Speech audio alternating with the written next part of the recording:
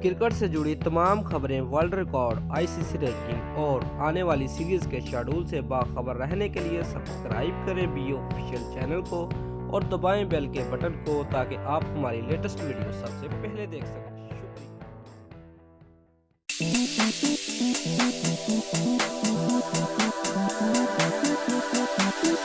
भारतीय cricket team के साबिक कप्तान सौरव गंगोली भी पाकिस्तान के फैन निकले।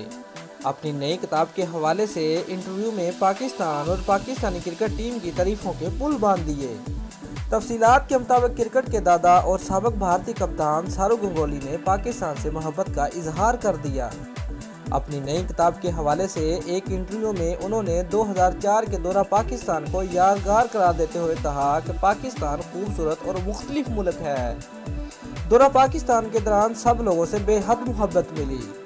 गंगोली ने एक तरफ सियालकोट, कराची, रावलपिंडी और लाहौर की खूब तारीफ की, वहीं इस्लामाबाद को खूबसूरत तरीन शहर करार दिया।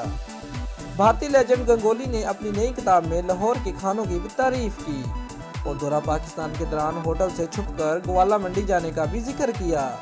भारतीय कप्तान का कहना था कि 2004 में उनके साथ पाकिस्तान का दौरा करने वाली भारतीय टीम के भी ख्यालात उनसे मुख्तलिफ नहीं हैं। दोस्तों, अगर आपको हमारी वीडियो पसंद आई है तो लाइक और शेयर लाजमी करें और हमारे चैनल को सब्सक्राइब करना मत भूलिए। शुक्रिया।